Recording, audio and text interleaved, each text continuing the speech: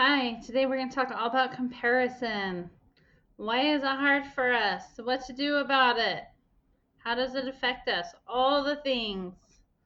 Let's go. Thanks for being here. Welcome to the Autism Diagnosis to Confident Mom podcast with Kira from Kira Brown Coaching. I'm a mom of neurospicy kids and a life coach. I'm here to share real tips and support to help you feel confident as a parent.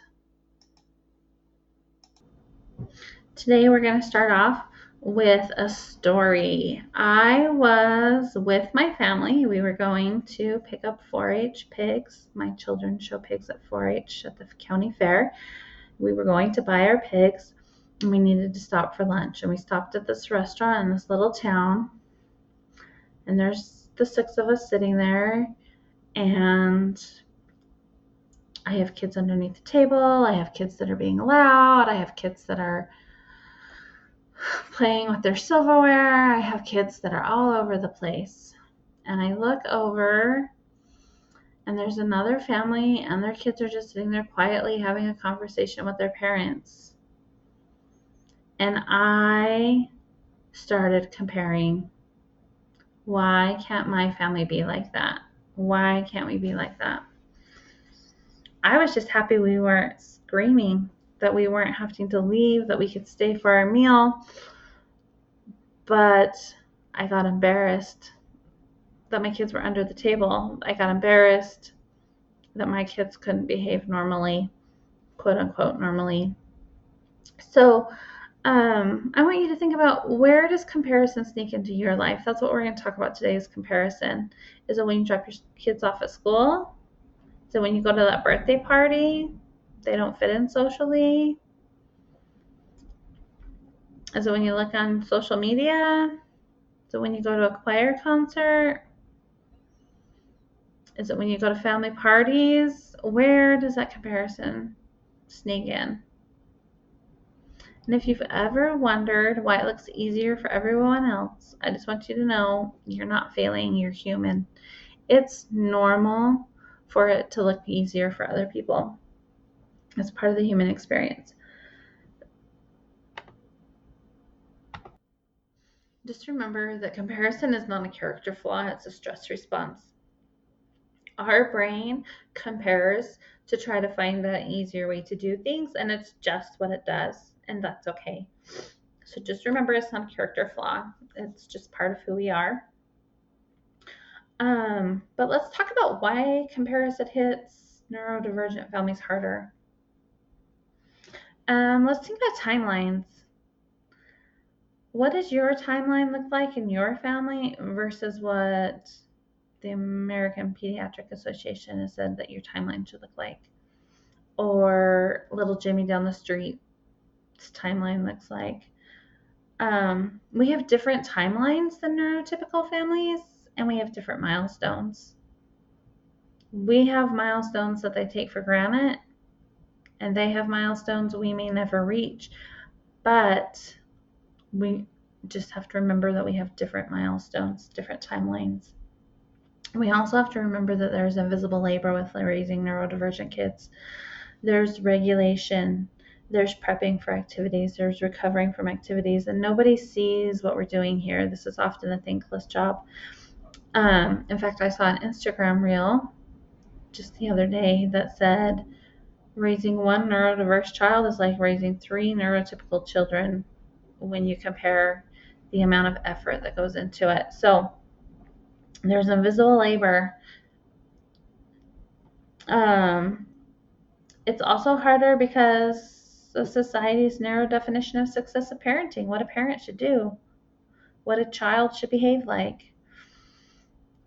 Culturally, socially, we have this idea of what children are supposed to be like, and neurodivergent children often don't fit into that. I know my neurodivergent children don't sit still in a public setting. They say things like they see it, whether that's kind or not. They're very honest. They're black and white thinkers. They don't fit into this quote unquote good kid model, right? So that makes it harder. And we have to remember that we have grief of unmet expectations. When you were pregnant with your child, you envisioned a life. Even when that baby was born, you envisioned something for that child. You pictured what it would be like to grow up with them, have them grow up in your home. You pictured what it was going to be like when they moved out and went to college or didn't go to college. You envisioned what it was going to be like when they found a partner and started having children and all of these things. And that picture doesn't fit what we envisioned. And so we need to grieve those unmet expectations. And it isn't a one and done thing. Quite often, I think I've done it, and then the next thing I know, here it is again. A couple years ago at Christmas, I didn't want to go to church. I didn't want to go to church. I didn't want to go to church. I like church, but I didn't want to go to church, and I didn't know what my deal was. My husband comes and talks to me, and he's like, "What is the matter?" And I was like, after we got to talking about it for a minute, I was like, my child is not like the other children at church. My child is not going to go sit there and enjoy the service and the music, and my child is going to be crawling under the bench and complaining because it's loud and being loud themselves, and everybody else can do it and I can't do it. That was me grieving an unmet expectation that we could go to church and enjoy a Christmas sermon. But just remember, we're not behind. We're just on a different map. Our neurodivergent families are not behind. We just have a different roadmap. We're going to a different destination, and that's okay. There are some hidden costs of comparison, and let's talk about those for a minute. Number one being that comparison steals joy. Comparison is the thief of joy. I don't know who said that, but I know it's a quote. Comparison fuels shame and self-doubt. When we compare, we feel lesser about ourselves. And then we want to hide, and then shame grows. So bringing it out in the open can help kill that shame, but comparison fuels shame and self-doubt. We also disconnect from our child's actual needs when we compare. We're so busy trying to make them like the next kid that we miss what they actually need in the moment. And comparison turns parenting into performance instead of building a relationship. We go through the motions because that's what a good parent should do, and it's not what we need to do to build a relationship with our child.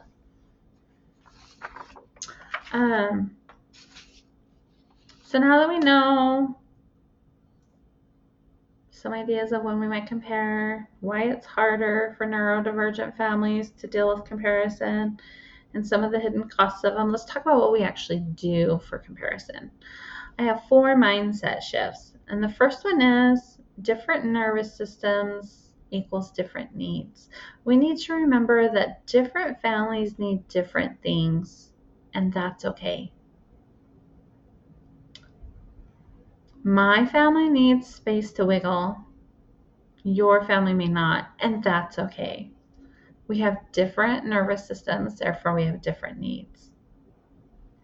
Number 2, I want you to remember that you're just seeing the highlight reel. You're seeing a picture of the moment. I was seeing that family sitting at a dining room table for 30 seconds. Okay?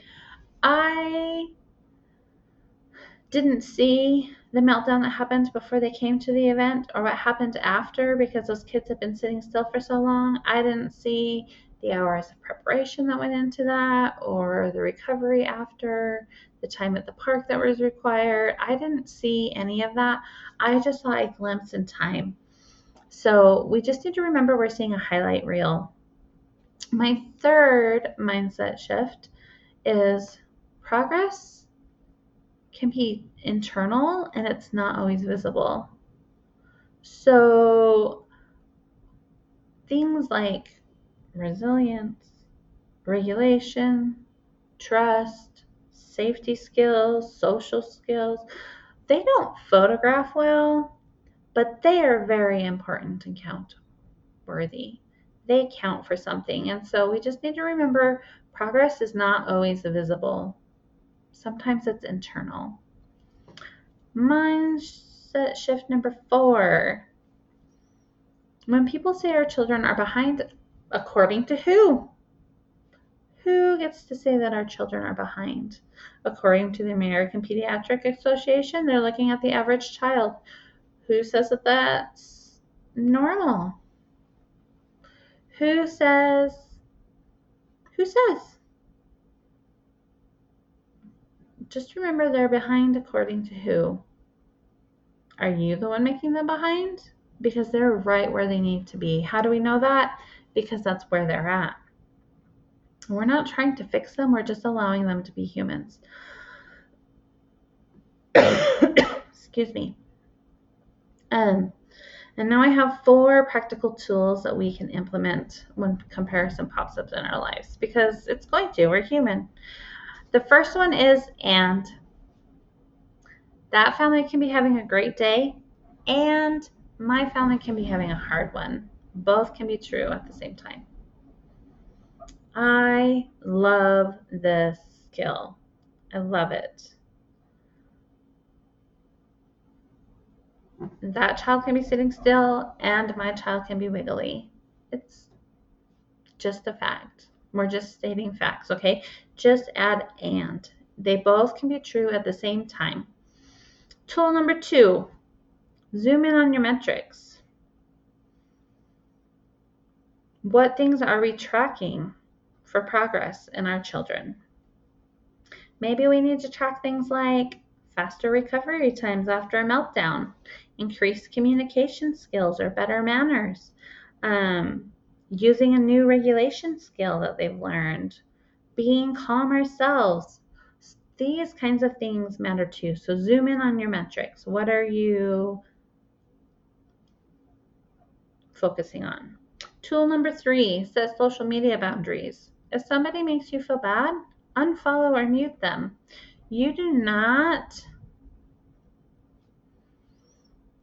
have to watch it. You do not have to see things that make you feel bad. A huge place in my life that I've done this is with the news. I just don't watch the news. If I hear something's going on, I can go look and find out. But I don't have to listen to the news every day and have that negative influence in my life to be scared all the time. I've done this with some travel blogs. I would love to travel the world. That is not where we're at in our neurodivergent parenting journey right now. And so I have muted the travel blogs, the travel social medias. I don't. And then I don't feel bad. If I want to go look at them, I can go find them, but they don't just pop up so that I can be confused. Not confused, but so that I don't think things that make my brain sad. And number 4, I want you to interrupt yourself when you find yourself comparing. Switch to something else. Can we be curious? Little Susie over there is sitting still and you're not. Okay, what does my child need right now in this moment? What is going on for them? What kind of curiosity can we think about that will help? I just want you to remember that your family is not a problem to solve. They are perfect just the way they are. They are not a problem to solve. And your child doesn't need to look like any other kids to be worthy. They are worthy and lovable just for being them, just as you are. And you're doing work that's deep, unseen, and meaningful. It's invisible a lot of the time. People don't see the prep, the recovery days, the analyzing, the skills we're teaching, the regulation skills we have to learn for ourselves and then teach to our children. They don't see all of that work going in. So give yourself credit where credit is due. And comparison fades when we come home to ourselves and to the child right in front of us. When we just be with ourselves and with our children, then the comparison can fade away. So I want you to write down 3 things you did this week, your kids did this week that required courage. 3 things. And yours are going to look different than mine, and mine are going to look different than yours, and that's okay. But 3 things that required courage. One thing that my child did was they tried a new medication. That took a lot of courage and with an open, willing mind about it. Something else my child did was get a new class in church, kids' Sunday school. And another thing my kid did that was brave and required a lot of courage was going back to school after the holiday break because their schedules are changing again. So that's what my child has done. What has your child done that has required courage? Just remember, it's normal and human to compare, but we don't have to live there. You're doing better than you think you are, Mama. Reach out if you need some help. Talk to you later. Thanks so much for listening to Autism Diagnosis to Confident Mom. If this episode helped you feel a little more seen or supported, please take a moment to like, follow, or subscribe to the podcast. And if you know another parent who needs to hear this, share it with them too. We're all in this together. You're doing better than you think, Mama. You've got this.